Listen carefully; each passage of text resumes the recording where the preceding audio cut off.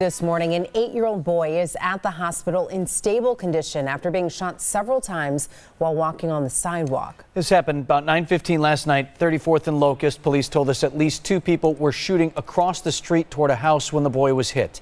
Investigators are now searching for a motive and the shooters. The man accused of killing Milwaukee police officer Michael Mahowski has been officially charged. According to the criminal complaint, Jonathan Copeland hid in a pile of clothes, then shot Mahowski in the head. He shot at another officer before being taken into custody. The community honored Officer Mahowski at a vigil in the neighborhood where he was shot. Fellow officers, city leaders, friends of the fallen officer, and other members of the community came together last night. People were encouraged to hug an officer in the crowd as a show of love for the grieving department. Many also spoke of Officer Mahowski's faith. You know, what would Mike say? And he would want us to pray for these people, and even the man that shot him. And that's huge. A GoFundMe page set up for the family of Officer Mahowski has now raised more than $16,000. Services for Officer Mahowski are set for tomorrow at Oak Creek Assembly of God Church. Visitation is at 11. The funeral follows at 3. And the funeral procession is scheduled to start around 5 tomorrow night from Oak Creek to Wisconsin Memorial Park in Brookfield. This is during the evening rush, so expect delays. You can get a closer look at tmj4.com. It's 4:33. A judge sentenced one of the men involved in the murder of a Milwaukee city inspector to 30 years in prison. Deshaun Scott is one of 3 men charged with the death of Greg Ziskevich. Scott was the one who shot Ziskevich while trying to steal his car last year. The other 2 men are still on trial. Charges filed in connection with a violent home invasion in Wauwatosa. Prosecutors say Nicole Copper tipped off a couple of friends, Antoine Hardy and Brandon Lane, that a family was staying at the Days Inn where she worked and had a lot of cash.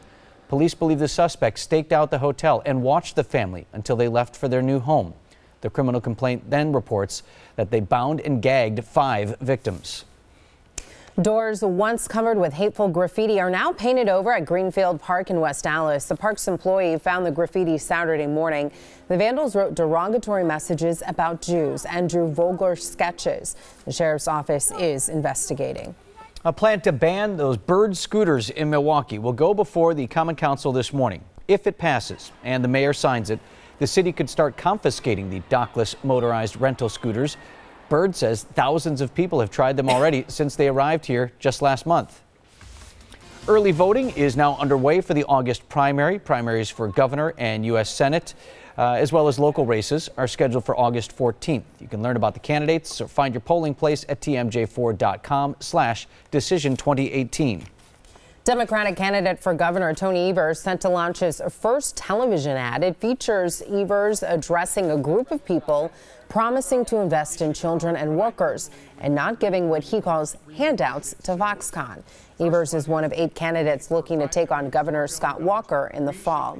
Wisconsin's 5-day sales tax holiday is about to begin. Shoppers won't have to pay sales tax on clothing, computers, and school supplies tomorrow through Sunday. There are restrictions, however. Each item of clothing must cost less than $75 to be exempt from the sales tax. Computers must be purchased for personal use and must cost $750 or less. The price of each school personal computer supply item must be $250 or less, and the price of each school supply item must also be $75 or less. Well, this morning, Fiserv Forum will host a ceremonial signing to signify substantial completion of the new downtown arena. Bucks President Peter Fagan will lead the event. It starts at 10 a.m. Fiserv Forum opens officially August 26th. The Brewers starting the day just a game back of the Chicago Cubs in the National League Central. Beat the Dodgers out west last night, 5-2 the final. Game got off to a bit of a strange start. Dodger Stadium suffered a power outage between the first and second innings. And it was followed by a game delay as the overhead lights had to warm back up. The game was delayed for over 20 minutes. And then the Brewers won. So all good. It's 4:36 up next on Live at Daybreak on today's TMJ4. A desperate search for a missing Iowa student. What investigators are now saying about her boyfriend. Plus a new report about a missing Malaysian air flight that vanished 4 years ago. What the report shows and why it brings little comfort to families of the missing. It's going to be another nice summer day today with high temperatures in the upper 70s to around 80, but when we could see a pop-up shower in the forecast this afternoon coming up. All right, 4:38 now. We're taking a live look downtown Milwaukee, where we have a nice and quiet morning near Lake Michigan in Milwaukee, in the 60s, 50s elsewhere. Sunrise this morning going to be at 5:42, and it should be a good sunrise. I think we'll start the day with plenty of sun. Water temperature around 70, so that's keeping us a little bit warmer near the lake. Most of the spots in the 50s. Look at West Bend at 52. Let's see if we get some upper 40s here later on this morning. Across southeastern Wisconsin, in Milwaukee County, we're at 60 in Shorewood, 57 though in Tosa, 57 in West Allis. Your day planner, let's go through it. By this afternoon, again, an isolated shower will be possible. Temperatures climbing into the upper 70s to around 80 degrees. But we got a 90-degree day on the 7-day. We'll tell you when coming up in a few minutes, Vince and Elise. Right now, a desperate search still underway for a missing University of Iowa student. 20-year-old Molly Tibbetts vanished last Wednesday after just going out for a run. Her best friend says there's no way she would just take off. Molly is a very, very responsible individual, and she's super nice and compassionate and just someone that people look up to. You strive to be like her, and it's just not likely in any type of way that she would just run off. She had career plans, she had a vacation plans, and it's just not like her to not talk to her friends or family for a while. Tibbetts sent a Snapchat message to her boyfriend. Investigators believe he was the last to hear from her. They have ruled him out as a suspect. Still no definitive answers years after a Malaysia Airlines flight disappeared. A 1,500-page report was released, but many questions are still unanswered. Matt Bradley reports. After more than 4 years and one of the largest open water searches in aviation history, authorities still don't know what happened to Malaysian Airlines Flight 370. That's the result of a 1,500-page report released by Malaysian officials. And it was a huge disappointment for the families of the 239 people who disappeared along with the Boeing 777 when it flew from Kuala Lumpur to Beijing back in March 2014. I really thought 1,500 pages was going to be it. It was going to give us some, insight, some more information about where our loved ones are, or where Paulie is. I'm a mess today again. This is just, put us right back to day one. Now, the only truly firm conclusion that investigators reached was that someone manually turned the plane off course, but the report didn't identify who might have done that or speculate on a motive. The report also faulted maintenance problems. 4 separate emergency distress signals failed to go off, allowing the plane to fly off course for 20 minutes before anyone on the ground noticed. And the report did manage to disprove several widespread conspiracy theories about what happened to the plane, especially the popular notion that the pilot or co-pilot may have deliberately diverted or downed the plane. It's 4:42, and coming up next here on Live at Daybreak, Dunkin' Donuts offering its first gluten-free item. And the Packers suffered 2 big injuries on defense, how teammates reacted to the news.